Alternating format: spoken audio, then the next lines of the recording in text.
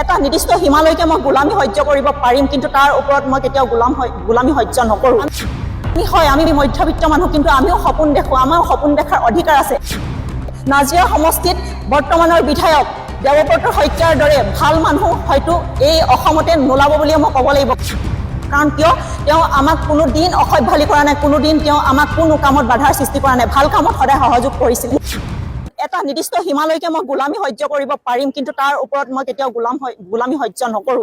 আমি মধ্যবিত্ত মানুহ, কিন্তু আমিও সপোন দেখোঁ, আমাৰ সপোন দেখাৰ অধিকাৰ আছে। নাজিৰা সমষ্টিত বৰ্তমানৰ বিধায়ক দেৱব্ৰত শইকীয়াৰ দৰে ভাল মানুহ হয়তো এই অসমতে নোলাব বুলিয়ে মই ক'ব লাগিব। কাৰণ কিয় তেওঁ আমাক কোনো দিন অসভ্যালি কৰা নাই, কোনো দিন তেওঁ আমাক কোনো কামত বাধাৰ সৃষ্টি কৰা নাই, ভাল কামত সদায় সহযোগ কৰিছিল। মোৰ যিখিনি কাম মই কৰিবলৈ আগবাঢ়িছিলোঁ সকলো কামতে বাধাৰ সৃষ্টি কৰিলে। বৰ্তমান সময়ত মই প্ৰথমেই ক'ব লাগিব যে আমাৰ প্ৰাণৰ শিল্পী জুবিন গাৰ্গৰ বিষয়ে ক'ব লাগিব যে মাননীয় মুখ্যমন্ত্ৰী মহোদয়ে পবিত্ৰ সদনৰ মজিয়াত কৈছিল যে আমাৰ প্ৰাণৰ শিল্পীগৰাকীক হত্যা কৰা হৈছে, কিন্তু আজি পৰ্যন্ত তেখেতক ন্যায় দিবলৈ সক্ষম নহ'ল। আৰু আমাৰ প্ৰাণৰ শিল্পীৰ পত্নীগৰাকীয়ে যেতিয়া অসহায় অৱস্থাত চকু পানী টুকি যেতিয়া ৰাস্তাত তেওঁক দেখা পাওঁ, তেতিয়া আমিও ভাবিবলৈ বাধ্য হওঁ যে ইমান মহান আমাৰ অসমৰ সম্পদজনৰ যদি পত্নীৰ আজি সেই অৱস্থা, আমাৰ নিচিনা সাধাৰণ মানুহৰ কি হ'ব অৱস্থা।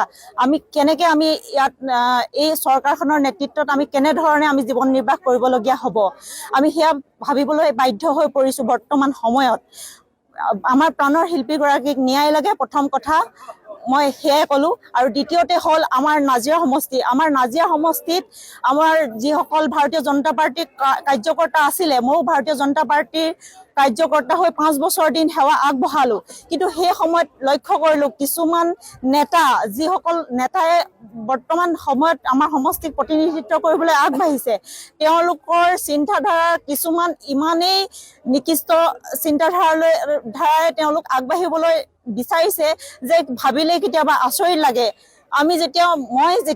মই পঞ্চায়তৰ এগৰাকী আঞ্চলিক পঞ্চায়তৰ সদস্য আছিলোঁ, সেই সময়ত ৰাইজৰ হকে সমাজৰ হকে মই চেষ্টা কৰিছিলোঁ যে কিছু কাম কৰিব পাৰোঁ নেকি। আমি মধ্যবিত্ত মানুহ, কিন্তু আমিও সপোন দেখোঁ, আমাৰ সপোন দেখাৰ অধিকাৰ আছে। কিন্তু সেই সময়ত কি হ'ল, মোৰ যিখিনি কাম মই কৰিবলৈ আগবাঢ়িছিলোঁ সকলো কামতে বাধাৰ সৃষ্টি কৰিলে। মই কেতিয়াও এটা নিৰ্দিষ্ট সীমালৈকে মই গোলামী সহ্য কৰিব পাৰিম, কিন্তু তাৰ ওপৰত মই কেতিয়াও গোলামী সহ্য নকৰোঁ। মই কেতিয়াও গোলামীৰ হেঁচাত অক্সিজেন লৈ মই জীয়াই থাকিব নোৱাৰোঁ। আৰু বৰ্তমান সময়তো যিসকল কাৰ্যকৰ্তা আছে তেওঁলোককো মই অনুৰোধ কৰিছোঁ, কাৰণ প্ৰতিজন ব্যক্তিয়ে সত্য সকলোৱে জানে, আৰু তেওঁলোকেও এবাৰ বিবেচনা কৰি চোৱা ভাল যে কি পৰিস্থিতিত তেওঁলোকে কাৰ্যকৰ্তা হৈ কাম কৰি আছে। প্ৰকৃততে তেওঁলোকে সন্মান পাইছেনে, সন্মান আছেনে তেওঁলোকৰ? আজি মৃতকৰ ঘৰত যদি খবৰ কৰিবলৈ যাওঁতেও যদি জবাবদিহি হ'বলগীয়া হয়, কেনেকৈ সেনেকুৱা এজন জনপ্ৰতিনিধি হ'বলৈ আগবঢ়া ব্যক্তিৰ তলত কেনেকৈ সেই ব্যক্তিজনৰ তলত তেওঁলোকে কাম কৰিব বা তেওঁলোকক সেইজনক জনপ্ৰতিনিধি হ'বলৈ আগবঢ়াই দিব। মই ভাবোঁ নাজিৰা সমষ্টিত বৰ্তমানৰ বিধায়ক দেৱব্ৰত শইকীয়াৰ দৰে ভাল মানুহ হয়তো এই অসমতে নোলাব বুলিয়ে মই ক'ব লাগিব। কাৰণ কিয় তেওঁ আমাক কোনো দিন অসভ্যালি কৰা নাই, কোনো দিন তেওঁ আমাক কোনো কামত বাধাৰ সৃষ্টি কৰা নাই, ভাল কামত সদায় সহযোগ কৰিছিলে।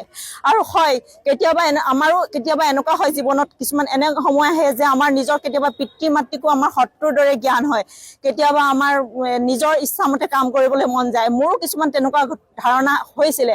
কিন্তু বাহিৰত যেতিয়া আমি ওলাই যাওঁ, যেতিয়া আমি সমাজত বিভিন্ন ক্ষেত্ৰত আমি ঠেকা খাওঁ, যেতিয়া আমি গতা খাওঁ, বাহিৰত যেতিয়া সমস্যা সৃষ্টি হয়, তেতিয়া অনুভৱ হয় যে নাই, আমাৰ পিতৃ মাতৃয়ে কোৱা কথাখিনিয়ে আমাৰ ভাল কথা কৈছিলে আৰু সেইখিনিয়ে সত্য আছিলে।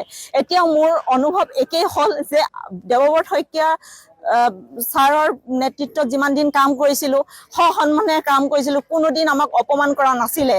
আৰু মই জানো ভৱিষ্যত দিনতো আমাৰ নাজিৰাবাসীয়ে তেখেতক এজন ভাল মানুহ হিচাপে তেখেতক জীয়াই ৰাখিব। তেখেতৰ নেতৃত্বত আমাৰ নাজিৰা সমষ্টিত উন্নতি হ'ব মই ভাবোঁ। আৰু এতিয়াও বৰ্তমান তেওঁ যিমানখিনি পাৰিছে তেওঁ কৰিছে, তেওঁ নকৰাকৈ থকা নাই, তেওঁ সাধ্য অনুসৰি কৰিছে। কাৰণ মই নিজেই আঞ্চলিক পঞ্চায়তৰ সদস্য হিচাপে 5 বছৰ কাৰ্যকাল মই কৰি আহিছোঁ। সেই সময়ত জানো মোৰ পুঁজি কিমানহে, পুঁজিৰ বিনিময়ত মই পঞ্চায়তৰ কিমান ৰাইজৰ উপকাৰ সাধন কৰিব পাৰিলোঁ, সেইখিনি আমি নিজেই অনুভৱ কৰিব পাৰোঁ। এজন ৱাৰ্ড মেম্বাৰ হওক, সভাপতি হওক, পঞ্চায়তৰ সকলোৱে জানে যে সেইখিনি সকলো ৰাইজকে সন্তুষ্ট কৰাটো অসম্ভৱ। এতিয়া বিধায়ক পুঁজি যিখিনি টকা আহে সেইখিনি তেওঁ সাধ্য অনুসৰি তাৰ ভিতৰৰ পৰাই যিখিনি পাৰে কৰিছে। তাৰ ওপৰত বিজেপি চৰকাৰে কৈছিলে যে সবকা সাথ সবকা বিকাশ। যদি সবকা সাথ সবকা বিকাশে হয় তেনেহ'লে নাজিৰা সমষ্টি কিয় পিছ পৰি ৰ'ব লগা হৈছে? বিৰোধী দলৰ নেতা থকাৰ বাবে যে পিছ পৰি থাকিব সেয়া কেনে কথা হ'ব পাৰে? এয়াতো আমাৰ নাজিৰাবাসীক ঘোৰ অন্যায় কৰিছে, কাৰণ আমাক তেওঁলোকে অন্যায় কৰি মাহিয়াই দৃষ্টি দি পিনি আমাক আৰু পিছলৈ আমাক ঠেলি দিছে। আমাৰ উন্নয়নত তেওঁলোকে বাধা কৰিছে।